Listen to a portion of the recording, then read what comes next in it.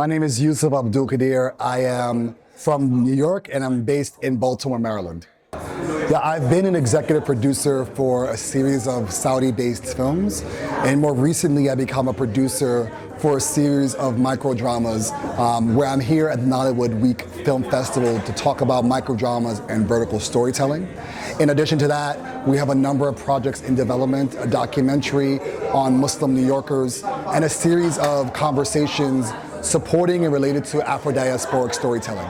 Yeah, in fact, I run a laboratory called the Central New York AI Ethical Creator Lab, which exists to train filmmakers, creators, artists in how to leverage artificial intelligence to be able to reduce the costs, to increase the scale and opportunity and get their film and their creative works to market. A lot of time people are hesitant with leveraging technology, but because of what technology presents to us today, average people from Afro-diasporic communities and marginalized communities are more able and equipped today to work around the large studio houses to be able to bring their movies, their films, their stories to market today. Each project has a different focus. And so there are two projects I'll speak to now and then some of the others afterwards. The first is an historical microdrama which talks about the conflict in the US today with immigration enforcement and what I equated to, which is the 1850s, 1860s fugitive slave catching. And so by telling the story of how communities resisted slave catching in the 1830s, 40s, and 50s in America, we can talk about as lessons for how we can resist the types of authoritarian approaches to immigration enforcement in the US today. By looking at Muslims in New York City 25 years after 9/11, we can talk about how do we get to the point where Muslims were the most hated people in America to having the mayor of New York City being the Muslim Zohra Mamdani. By looking at the stories of Afro-descendant communities, we can continue to understand and recognize the power that we have, the creative energy that we have, and that we've always been the innovators, creators, and storytellers. That in fact, we don't have to change who we are, we don't have to water down our stories, that there's power in our existence, that there's power in our narrative, and that our stories and our narratives continue to grow globally in reach when we are authentic to our authentic selves. I absolutely believe that, in fact, the reason why I'm in filmmaking is because I worked in politics for most of my career. I've worked in social justice work for most of my career. And in order to shape public opinion, in order to drive social change, you have to meet people where they are. It's why I do this microdrama. Most people are on their mobile devices. And so in order to get the message to them, you need to reach them where they are.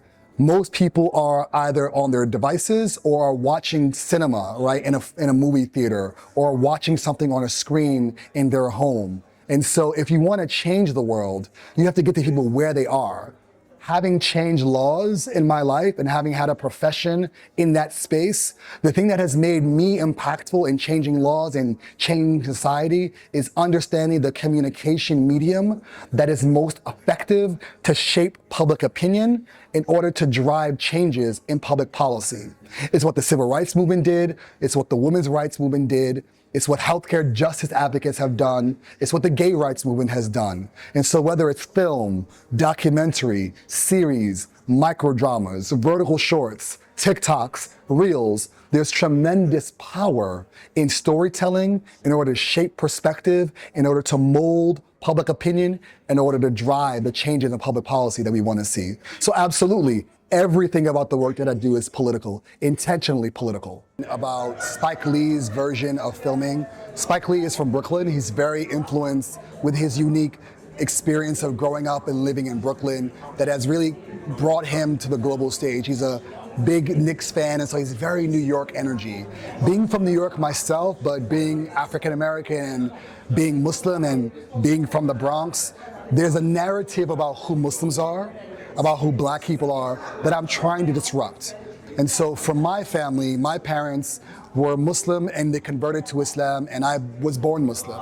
And so 25 years after 9/11, where Muslims became some of the most hated people, we now have a mayor who's Muslim. But there's a lot of stories that are untold here. When people think about Muslims in America, they don't think about African Americans, when in fact African Americans are the largest ethnic group of Muslims in America. When people think about how Mamdani became mayor of New York City, they very rarely think about the West African community in the Bronx or in Harlem that have organized. And so what I tell is the story of New York Muslims from the perspective of Black people, from Malcolm X until Zohran Mamdani.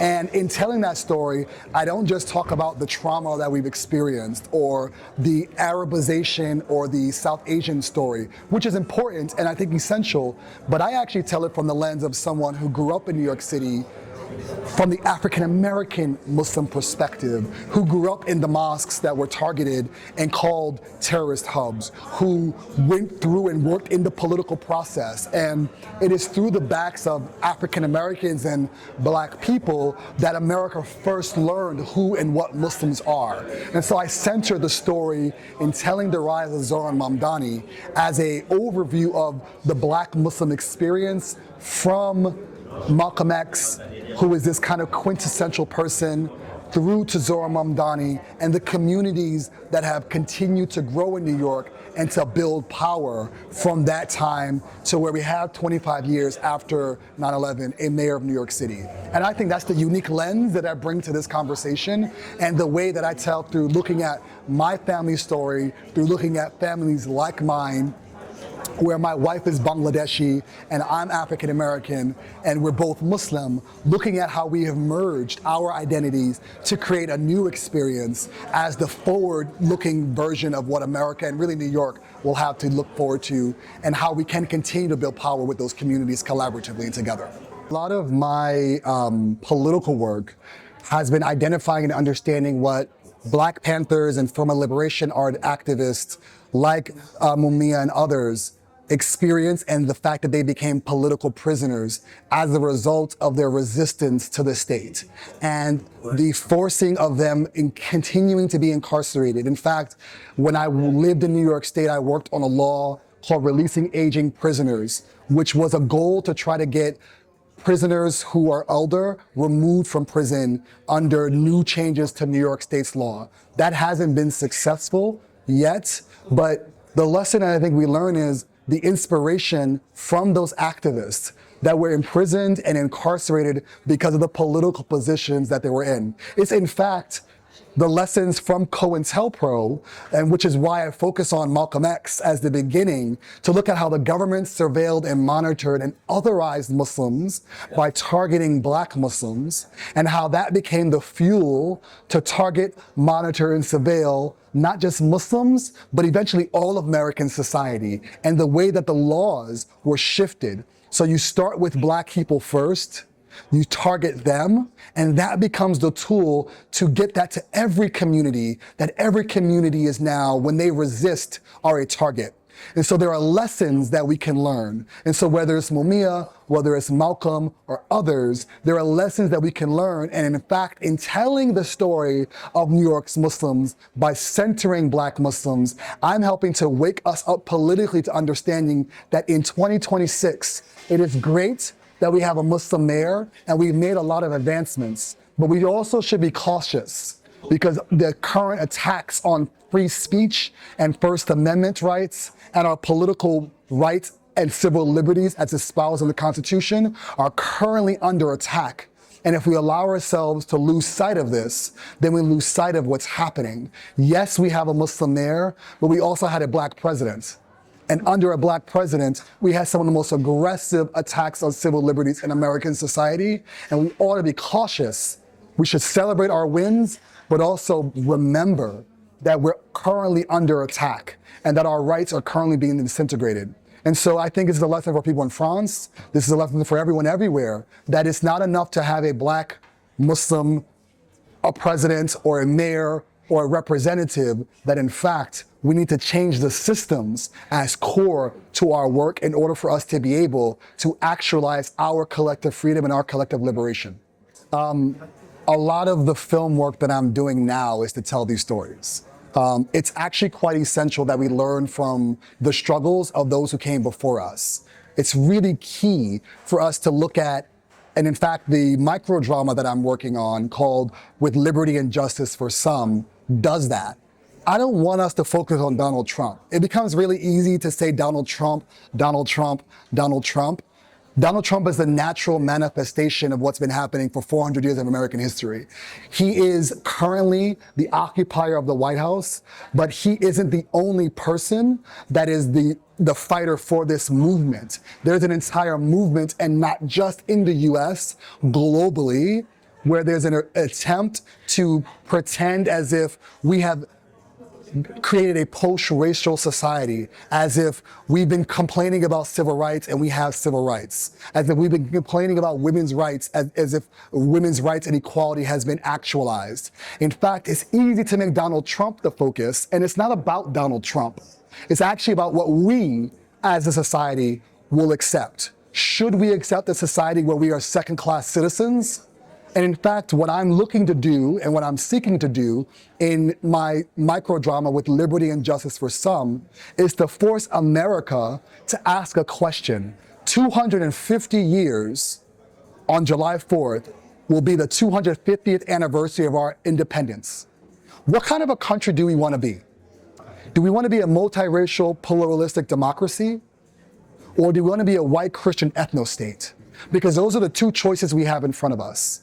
We either solve the issues of the 250 years of not addressing the original sin of America, or we can continue to pretend it's not a problem. And the more that we pretend, the more that this will affect not just Black people, not just immigrants, not just women, not just gay people, but everybody in society. And what we saw in Minneapolis is that no one is free unless all of us are free. And so for white people, for communities that are other marginalized, for Latinos, for Asian Americans, for Asians, for everybody else, don't think that you are somehow void of being targeted. It starts with one community, but eventually comes to you. And the lessons that we learned from the Holocaust is, first they came for the Jews, and I was silent. And then they came for the socialists, and I was silent. And eventually they came for me, and there was nobody left. The questions we have to ask ourselves is, what will we do? Will we stand up and fight now? Otherwise, there'll be no one left to fight for us. I would be remiss if I didn't leave something hopeful, right? My ancestors, who were enslaved, produced some of the most amazing culture the world has ever seen.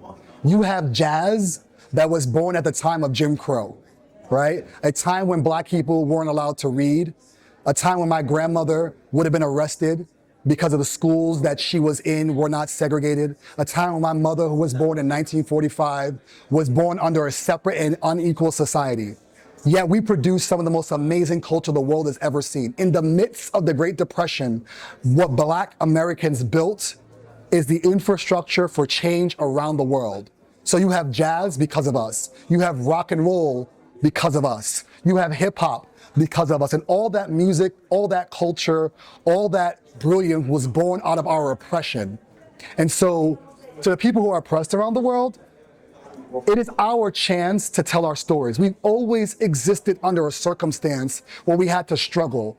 And that doesn't mean that we have to continue to struggle, but through our struggle, we have created and built a beautiful culture. So create culture, tell your story. Don't ask for permission, demand your seat at the table, because your stories matter. Your vision is real, and our collective power exists because of our ability to work together. And so for those who are here, who are listening, who are watching, now is the time. There is no perfect moment to get in the fight, but now is the perfect moment to get in. So jump in and don't be afraid. Perfection is for God, right? And so nothing is going to be perfect.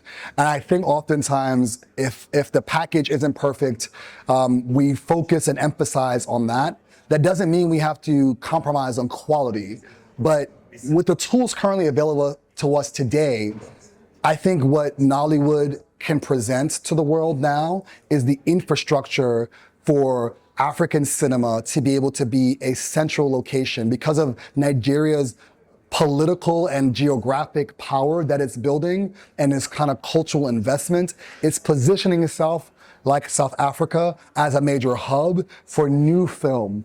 And because of those diasporas, it's able to connect to multiple communities around the world. And so you could be Nigerian who grew up in New York, you could be Nigerian who grew up in the UK, you could be Nigerian who lives on the continent, and those stories are now able to be distributed across those networks, which means our stories can now resonate with communities that otherwise would not have had access to our stories. It means innovative creative partnerships can emerge. And it means that the quality that we believe and the standards that we want to aspire to have are ready for us to tap into. And so if you're a creator, if you're a filmmaker, if you're a producer, if you're a director, now is your moment to get into this space and to work and to build the infrastructure and ecosystem to collaborate across the diaspora.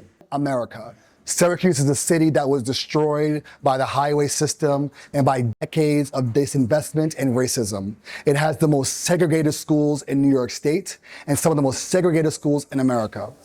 We aspire to put Syracuse on the map, to show that Syracuse can be the hub of the creator economy, of filmmaking industry, and Syracuse as a space and a place to be the new hub to build this transnational, Pan-African, Afro-diasporic ecosystem of creators, filmmakers, producers to collaborate, live, and work together. And so on May 16th, we'll be at Cannes Film Festival during the AfroCon portion of it, where we will have a live streaming conversation. And every day from now until May 16th, you can follow the hashtag from CUSE, CUSETO, Con, which enables everybody to be a part of that conversation, to follow the journey, and to join us in this new enterprise of making Syracuse the new hub for film around the world. Thank you. Merci.